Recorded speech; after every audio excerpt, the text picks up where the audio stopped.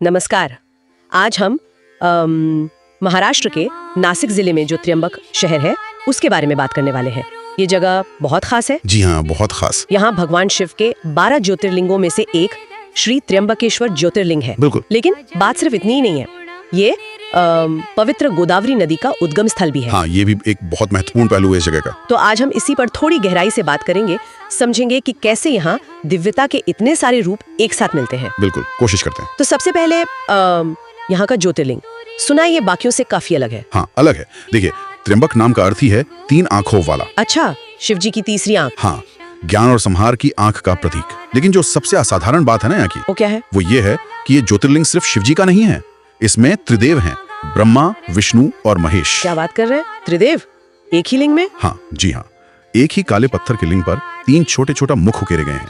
ब्रह्मा जी सृष्टिकर्ता, विष्णु जी पालक और शिव जी संहारक। अद्भुत। मतलब सृष्टि, पालन, संहार सभी की जगह। हाँ, यही दर्शाता है कि ये तीनों शक्तियां अलग नहीं, एक ही परम सत्य के रूप हैं।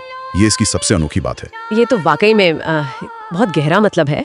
और फिर इसके साथ ही गोदावरी का उद्गम, उसकी क्या कहानी है? हाँ, वो भी बड़ी रोचक कथा है। शिव पुराण में आती है। कहते हैं कि ऋषि गौतम यहाँ तपस्या कर रहे थे। अच्छा। उन पर गौ हत्या का झूठा आरोप लग गया था। वो बहुत दुखी थे। तो उस पाप से मुक्ति पाने के लिए उन्होंने गंगा को यहाँ लाने की ठानी और बहुत कठोर तप किया। तो क्या उनकी तपस्या सफल हुई? जी बिल्कुल। भगवान शिव प्रसन्न हुए उनकी भक्ति से और उन्होंने फिर अपनी जटा से गंगा की एक धारा छोड़ी। अच्छा। वो धारा यहाँ पास की ब्रह्मगिरी पहाड़ियों से निकली और वही धारा गोदावरी कहलाई। ओह, तो गोदावरी का जन्म शिव जी के आशीर्वाद से हुआ। हाँ, इसीलिए इसे दक्षिण गंगा भी कहते हैं। तो त्र्यंबकेश्वर सिर्फ ज्योतिर्लिंग नहीं, गोदावरी का उद्गम भी है। ये सिर्फ जल की नदी नहीं, ये करुणा और मुक्ति की नदी मानी जाती है। शायद इसीलिए लोग वहाँ कुशावर्त कुंड में स्नान करते हैं, पाप धोने के लिए। हाँ बिल्कुल, कुशावर्त कुंड को ही गोदावरी का मुख्य उद्गम मानते हैं और वहाँ स्नान करना मतलब मोक्ष प्राप्ति के लिए अहम माना जाता है। ये तो हुई लिंग और नदी की बात। यहाँ कुछ खास पूजाएं भी होती हैं, है ना? कुछ विशेष अनुष्ठान। जी हाँ, बहुत महत्वपूर्ण अनुष्ठान होते हैं। जैसे एक है नारायण नागबली पूजा। हाँ, सुना है मैंने। ये किस लिए होती है? ये उन आत्माओं की शांति के लिए होती है जिनकी मृत्यु अप्राकृतिक रूप से हुई हो या जिनकी अंतिम क्रिया ठीक से ना हो पाई हो। मान्यता है कि इससे उन्हें मुक्ति मिलती है। अच्छा, काफी महत्वपूर्ण है ये तो। बहुत। और इसी तरह काल सर्प दोष निवारण पूजा भी यहाँ बहुत लोग करवाते हैं। काल सर्प दोष, ये कुंडली वाला दोष? जी हाँ, कुंडली में राहु केतु की स्थिति से जो बनता है, उसके बुरे प्रभावों को कम करने के लिए ये पूजा यहाँ बहुत प्रभावी मानी जाती है। और एक त्रिपिंडी श्राद्ध भी होता है शायद। हाँ, त्रिपिंडी श्राद्ध, ये पूर्वजों की अतृप्त आत्माओं की शांति के लिए किया जाता है।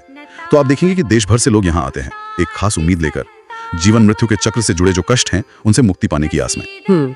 और यहाँ के त्योहार, महाशिवरात्रि तो जाहिर है खास होती होगी। हाँ, महाशिवरात्रि पर तो बहुत भीड़ होती है और हर 12 साल में जब सिंहस्थ कुंभ मेला लगता है यहाँ, ओ हाँ, कुंभ, तब तो इस जगह की आध्यात्मिक ऊर्जा कई गुना बढ़ जाती है। तो अगर हम ये सब जोड़ें, त्रिदेव वाला ज्योतिर्लिंग, जीवन देने वाली गोदावरी और ये खास पूजाएं, तो त्र्यंबकेश्वर हमें सिखाता क्या है?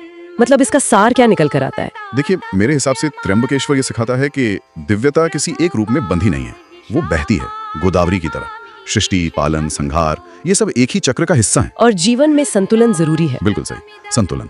हमारे कर्तव्यों और हमारी इच्छाओं के बीच, हमारे कर्म और ईश्वर पर भरोसे के बीच, ये दुनिया और अध्यात्म के बीच। यहाँ जब लोग ओम नमः शिवाय बोलते हैं तो वो सिर्फ एक मंत्र नहीं जप रहे होते, वो एक तरह से अस्तित्व के इसी बड़े संतुलन के साथ खुद को जोड़ने की कोशिश कर रहे होते हैं। यही त्र्यंबकेश्वर की खासियत है। तो त्र्यंबकेश्वर की कहानी सिर्फ एक पौराणिक कथा से बढ़कर है।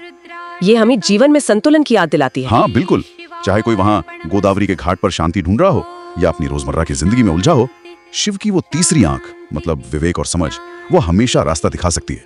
ये सोचने वाली बात है कि ये संतुलन हम अपनी जिंदगी में कैसे ला सकते हैं। जी बिल्कुल, यही यहाँ का गहरा संदेश है। ओम नमः शिवाय, जय त्र्यंबकेश्वर।